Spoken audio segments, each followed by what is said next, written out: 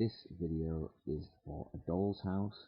It covers from page 21 onwards in my copy, although I realise that the page numbering is different in the copies that you have. So unfortunately, you'll need to find where we left off. We've just seen the section where Nora was playing with the children, and so that where we see her once again acting in a kind of rather an infantile sort of a way, a very cheerful kind of way. But we can also look at this as perhaps her seeking back to sort of reclaim a lost childhood innocence, um, perhaps there. Anyway, we have this kind of looming presence because at the end of this section it describes how the door is half opened and Krogstad appears, or rather reappears.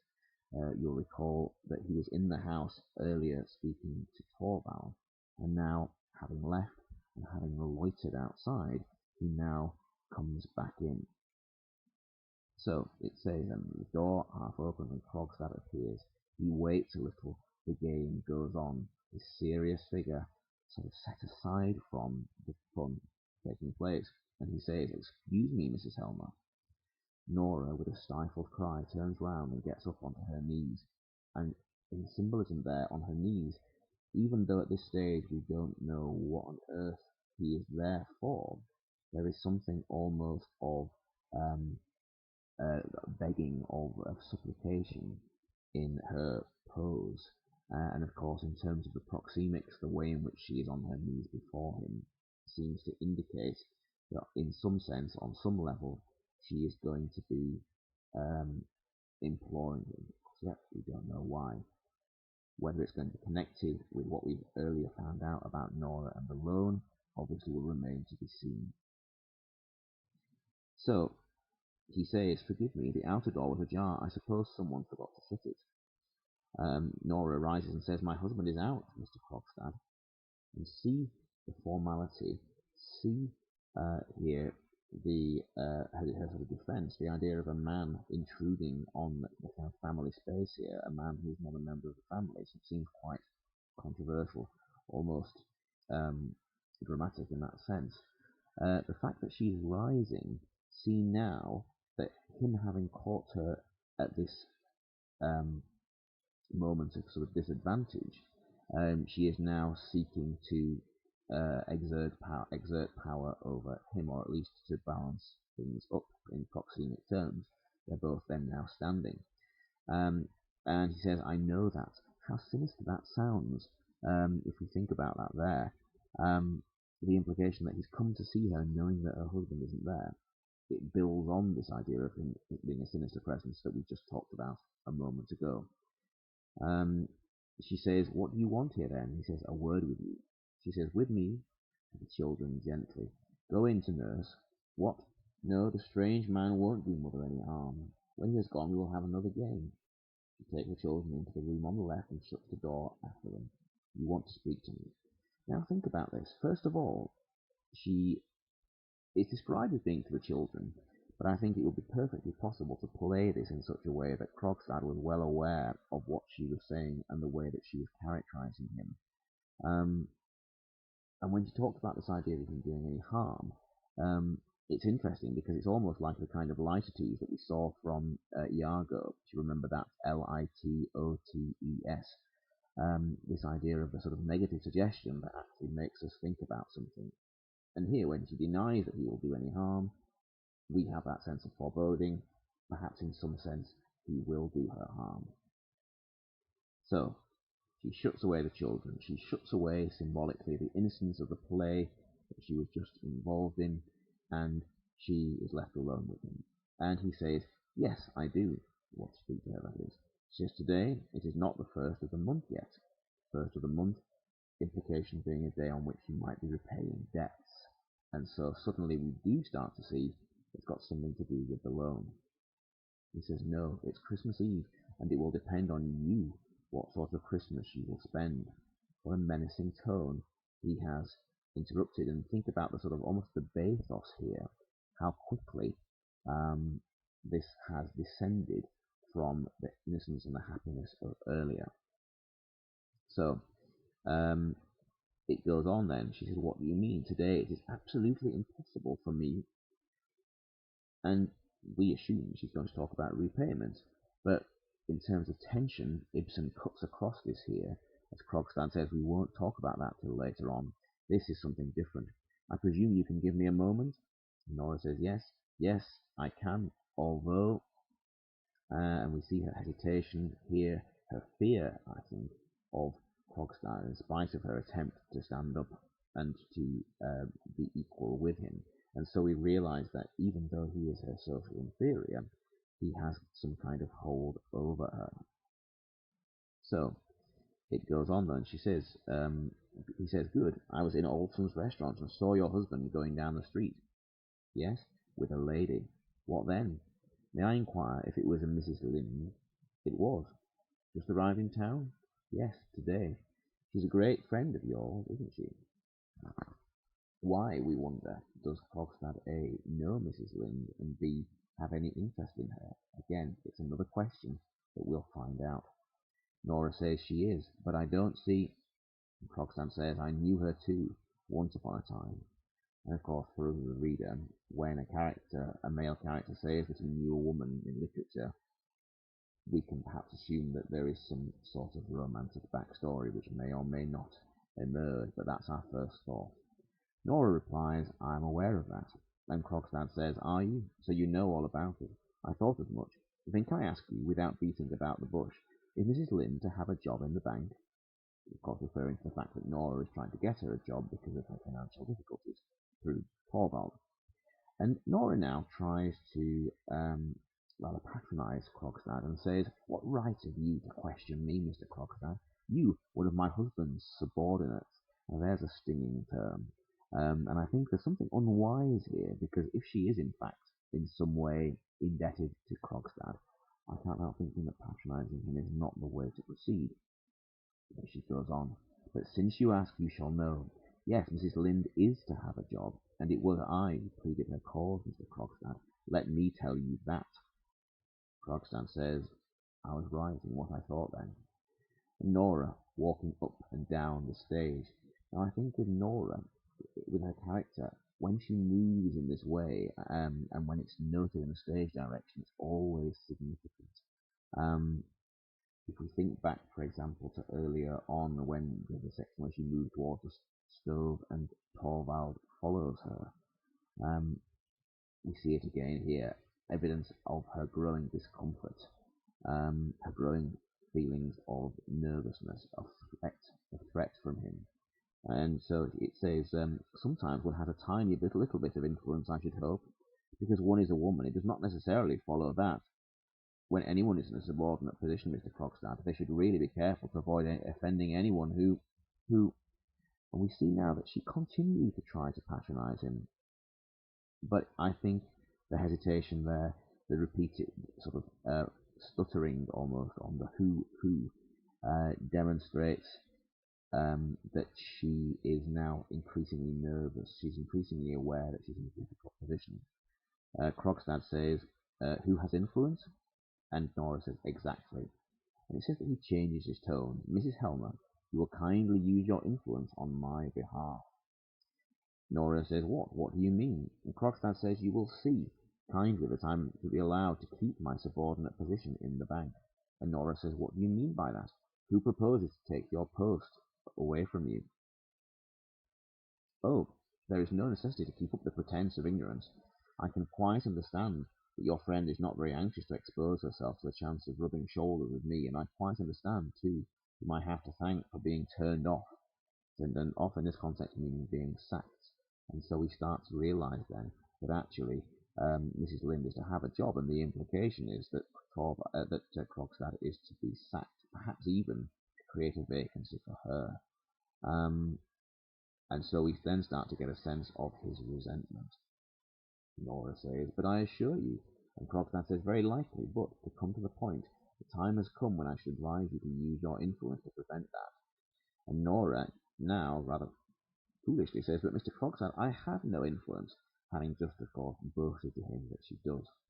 He says, "Haven't you? I thought you said yourself just now." Nora says, "Naturally, I did not mean you to put that construction on it. I. What should make you think that I have any influence of that kind with my husband?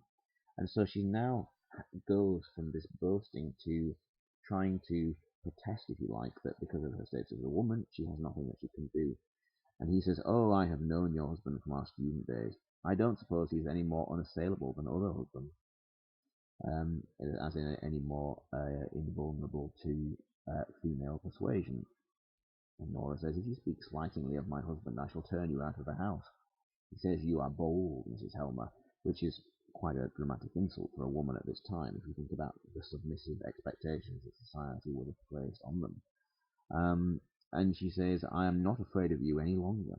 As soon as the new year comes, I shall be free of the whole thing in a very short time." Clearly, she's hoping or expecting, or at least bragging to him, that she is going to be able to pay off the money with the fruits of Torvald's new salary. He controls himself in his rising anger and says, "Listen to me, Mrs. Helmer. If necessary, I'm prepared to fight for my small job in the bank as if I were fighting for my life." And if we said that Torvald and Nora are relatively lower middle class, then someone like Krogstad, in a minor role in the bank, would be the absolute lowest rung of the kind of very, very lowest middle class. He's somebody who does have a desk job, he's literate, but it's very precarious, not very well paid, and for him to lose that means that he would be thrown among the very poor. So we get a sense of the precariousness of his position. Nora replies, "So it seems." Krogstad says, "It's not for the sake of the money. As a matter of fact, that weighs least with me in the matter. There is another reason. Well, I may as well tell you. My position is this. I dare say you know, like everybody else, that once, many years ago, I was guilty of an indiscretion." He says, "I think I have heard something of that kind." An indiscretion meaning some sort of, well, it could be anything, ranging from a crime to an embarrassing incident, something that would affect his reputation and his standing in society. And we start to notice then here that in this play, there, as it were, are no perfect characters. There are no characters who are wholly virtuous. Each character that we see has flaws. Each character that we see has weaknesses and has things that are, as it were, skeletons in the closet. They are none of them perfect. So he continues on then and says, "The matter never came into court, but every way seemed to be closed to me after that. So I took to the business that you know of. I had to do something, and honestly, I don't think I've been one of the worst. But now I must cut myself free from all that. My sons are growing up. For their sake I must try and win back as much respect as I can in the town. This job in the bank was like the first step up for me, and now your husband is going to kick me downstairs again into the mud." When he describes the business that you know of, I think we can imply that he has been some kind of private moneylender, some kind of glorified loan shark, and that perhaps then is how Nora has got to become associated with him. Anyway, she goes on now with these silly protests and says, "But you must believe me, Mr. Krogstad, it is not in my power to help you at all." And he replies, "Then it is because you haven't the will, but I have means to compel you." "You don't mean that you will tell my husband that I owe you money?" Suppose I were to tell him, and now then we start to see that he is going to try to blackmail Nora because he has knowledge of her loan, blackmail her over whether or not he tells Torvald about it.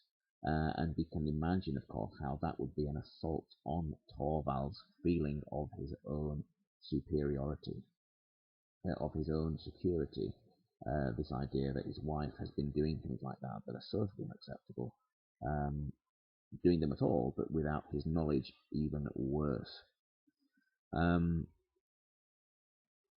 So it goes on then. Nora then says, "It would be perfectly infamous of you," as if that knowledge would stop him. Infamous as in would damage his reputation. And sobs. Once again, as we saw earlier on in the play, she tries to turn to these kind of stereotypically feminine characteristics, like in this case crying, to get herself out of trouble. And it works up to a point with Torvald. Clearly it's going to be a little less effective now with Krogstad. And she says, "To think of his learning my secret, which has been my pride and joy, in such an ugly, clumsy way, that he should learn it from you. and it would put me in a horribly disagreeable position. If we think about Nora patronising again, describing or implying that Krogstad is ugly and clumsy is one thing. But there's another irony, this idea that the secret, she calls it her pride and joy. Remember at the start of the play, or earlier in the play, when she was talking to Mrs. Lynn, she was proud of what she'd done to save her husband's life. And yet now, it looks as if that is going to be brought back to count against her. Krogstad continues and says, "Only disagreeable?" And she replies impetuously, "Well, do it then, and it will be the worse for you. My husband will see for himself what a blackguard you are, and you certainly won't keep your job then." Krogstad says, "I asked you if it was only a disagreeable scene at home that you were afraid of." Of course, to be shamed in front of her husband would be one thing, but there is a further implication there. To be shamed in society would, of course, be much worse. And she says, "If my husband does get to know of it, of course he will at once pay you what is still owing, and we shall have nothing more to do with you." Now, Nora here, I think, is trying to disarm Krogstad, but of course Krogstad, knowing Alma, remember it says that they knew each other at university, he knows that Torvald would not be quite so forgiving straight away. And so it says then that he comes a step nearer. Again, we've talked about the sense of proxemics. In this case, there's a menace that's associated with that. But he says, "Listen to me, Mrs. Helmer. Either you have a very bad memory, or you know very little of business. I shall have to remind you of a few details." And Nora says, "What do you mean?" Krogstad says, "When your husband was ill, you came to me to borrow £250. Nora says, "I didn't know anyone else to go to." Krogstad, "I promised to get you that amount." "Yes, and you did so." "I promised to get you that amount on certain conditions. Your mind was so taken up with your husband's illness, and you were so anxious to get the money for your journey, that you seem to have paid no attention to the conditions of our bargain. Therefore, it will not be amiss if I remind you of them. Now, I promised to get the money on the security of a bond which I drew up." So, here we are. We find out then now that there is some kind of chink in the contract that Nora signed up. We'll find out exactly what that is now, but whatever it is, it's what he's going to use to blackmail her with. So Nora replies yes, and which I signed, and Krogstad says, "Good, but below your signature there were a few lines constituting your father as surety for the money. Those lines your father should have signed." In other words, her father, as a man, who is able to therefore undertake a financial thing like a loan, was supposed to have acted as a guarantor on that loan. So, we find out now then how this continues. So Nora says, "Should he did sign them?" And Krogstad says, "I had left the date blank. That is to say, your father should himself have inserted the date on which he signed the paper. Do you remember that?" "Yes, I think I remember." "Then I gave you the bond to send by post to your father. Isn't that so?" "Yes, and you naturally did so at once, because 5 or 6 days afterwards you brought me the bond with your father's signature, and then I gave you the money." Nora now tries to deflect this. She shifts the topic and says, "Well, haven't I been paying it off regularly?" Krogstad says, "Fairly regularly, yes. But to come back to the matter in hand, that must have been a very trying time for you, Mrs. Helmer." He's leading her now, and she says, "It was indeed. Your father was very ill, wasn't he?" Nora, "He was near his end." "And died soon afterwards?" "Yes." "Tell me, Mrs. Helmer, can you by any chance remember what day your father died? On what day of the month, I mean?" And Nora says, "Father died on the 29th of September." "That is correct. I have ascertained it for myself. And, as that is so, there is a discrepancy," taking a paper from his pocket, "which I cannot account for." Nora says, "What discrepancy? I don't know." "The discrepancy consists, Mrs. Helmer, in the fact that your father signed this bond 3 days after his death." "Nora, what do you mean? I don't understand." "Your father died on the 29th of September. But look here, your father has dated his signature the 2nd of October. It is a discrepancy, isn't it?" Nora is silent. "Can you explain it to me?" Nora is still silent. It is a remarkable thing, too, that the words "the 2nd of October" as well as the year, are not written in your father's handwriting, but in one that I think I know. Well, of course it can be explained. Your father may have forgotten to date his signature, and someone else may have dated it haphazard before they knew of his death. There is no harm in that. It all depends on the signature of the name, and that is genuine, I suppose, Mrs. Helmer. It was your father himself who signed his name here. Nora, after a short pause, throws her head up and looks defiantly at him. No, it was not. It was I who wrote father's name. And you think to yourself, what a ridiculous thing, because first of all, Krogstad has caught her out here in this forgery that she has signed the name of her father, presumably after he had in fact died. But to admit it now seems like a ludicrous thing. But nonetheless, she does it. Krogstad believes this is a stupid thing for her to say, clearly, because he says, "Are you aware that it is a dangerous confession?" She says, "In what way? You shall have your money soon." Obviously expecting that her, as it were, her feminine charm that worked so well on her husband will continue to work with Krogstad, but as we've seen, for a desperate man, he's going to be much less vulnerable to that. So it continues then. Krogstad says, "Let me ask you a question. Why did you not send the paper to your father?" He replies, "It was impossible. Father was so ill. If I had asked him for his signature, I should have had to tell him what the money was to be used for. And when he was so ill in himself, I couldn't tell him that my husband's life was in danger. It was impossible." So, on the one hand here, I think we can sympathise with Nora. She's done what she had to do as a woman at the time in order to save her husband. We can see that she's done that. She played along according to the gendered and unfair rules of society. However, of course, from a practical point of view, it's something that's against the law. It's also clearly going to be socially very problematic to find out that she has um, done this. And the damage to her reputation, should this get out, would of course be significant, and the damage to Torvald's reputation as well. So, it continues then. Krogstad says, "It would have been better for you if you had given up your trip abroad."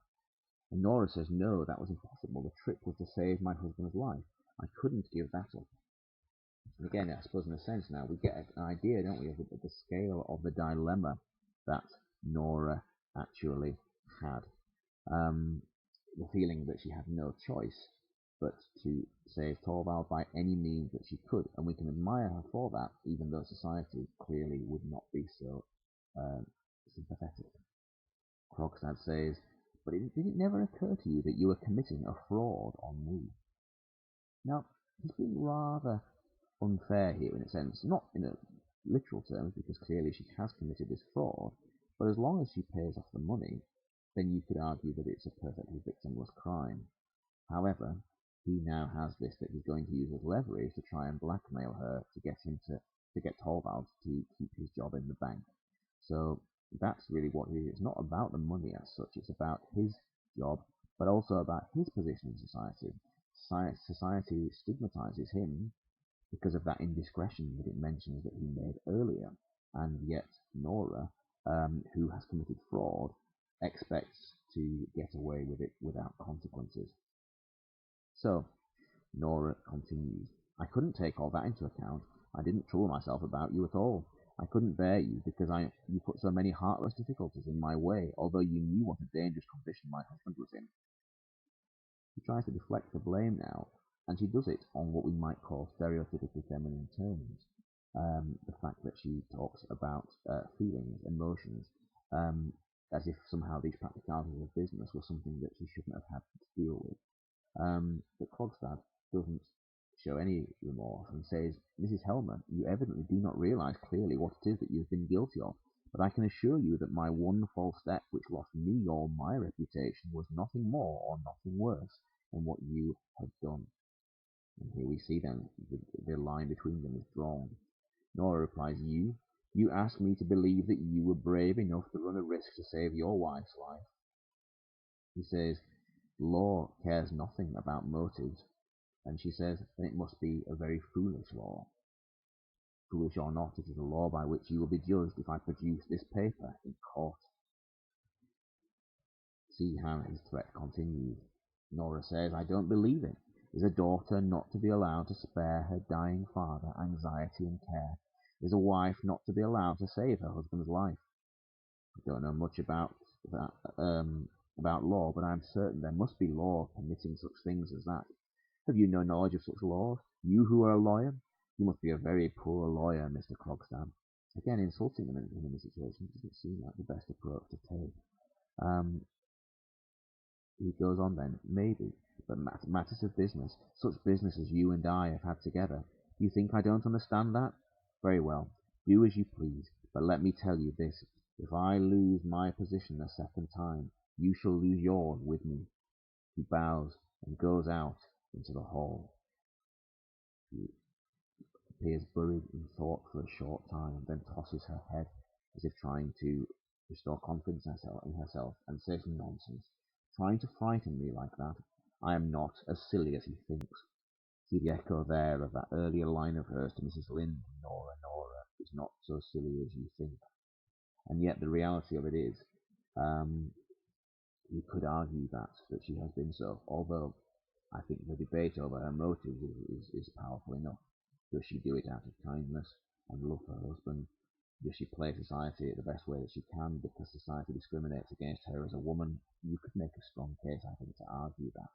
But of course, in the view of the law at the time and social status, reputation, and the reputation that would be damaged by the evidence of her crime, we can see clearly how that would work out.